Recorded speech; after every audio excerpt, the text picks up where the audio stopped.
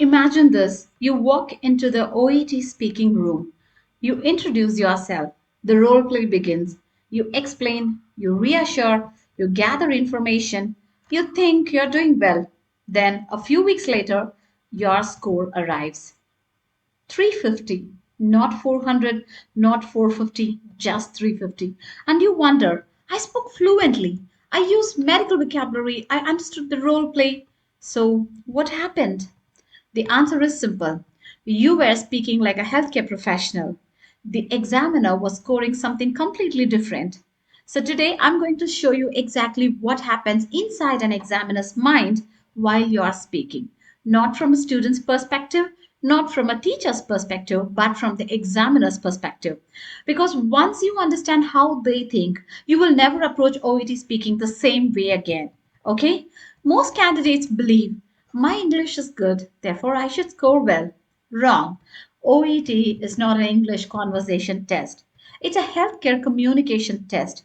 Let me explain. Imagine two nurses. Nurse A uses perfect grammar, complex vocabulary, long sentences, but sounds cold and robotic. Nurse B makes a few small grammar mistakes, but listens actively, shows empathy, explains clearly, builds trust. Which nurse would you prefer caring for your family? Exactly, and that's exactly how examiners think. Most candidates think the examiner is checking grammar. No, the first question in the examiner's head is, would I trust this healthcare professional? Think about that. Everything you say contributes to trust. Your tone, your empathy, your explanations, your listening, your ability to understand concerns.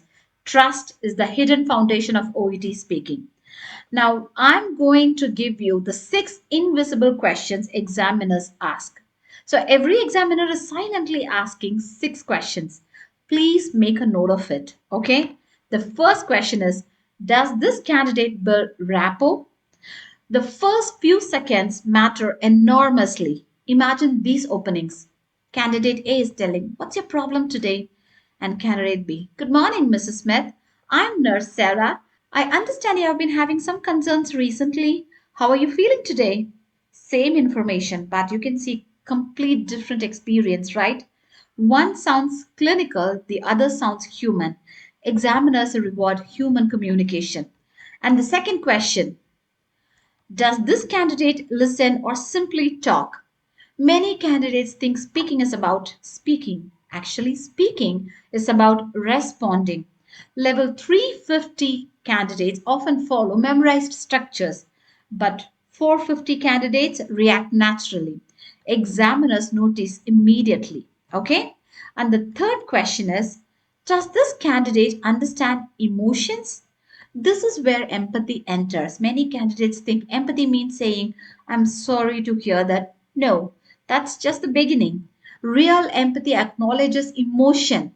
When the patient is telling, I'm terrified, this might be cancer, just if you're saying, don't worry, that's a weak response. You have to say, like, I can understand why you're feeling worried.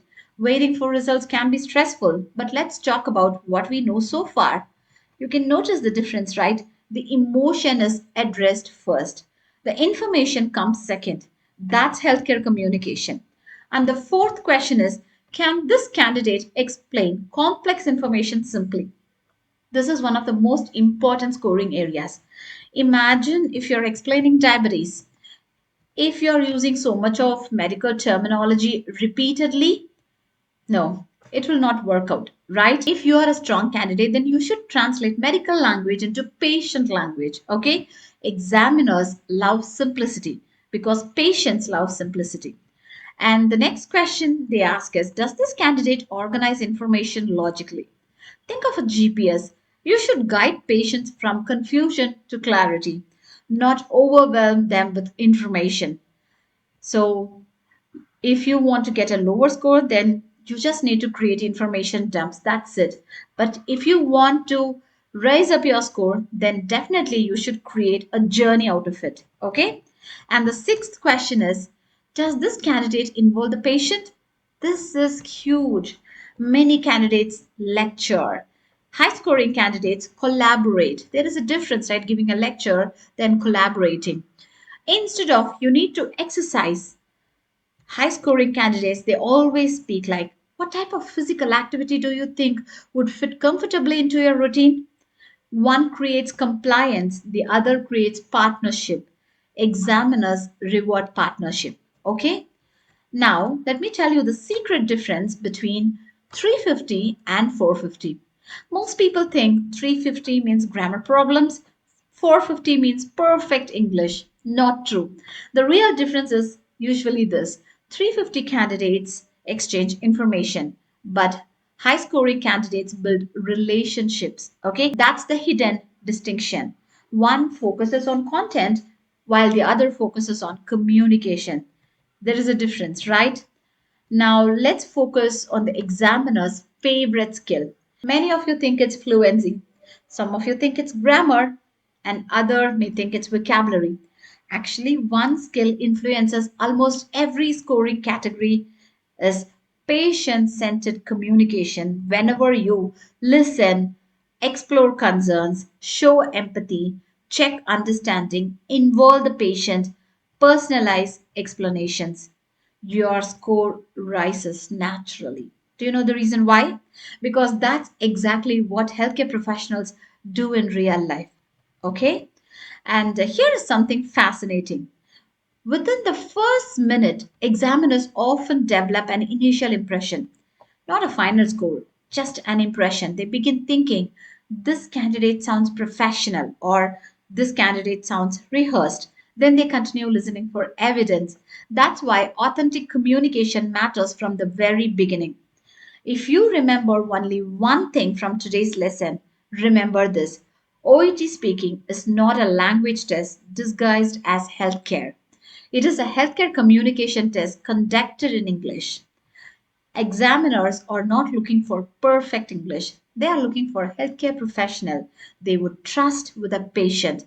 And that single shift in mindset changes everything because the highest scoring candidates don't focus on speaking better English. They focus on communicating better healthcare. And that's exactly what OET examiners reward. Okay?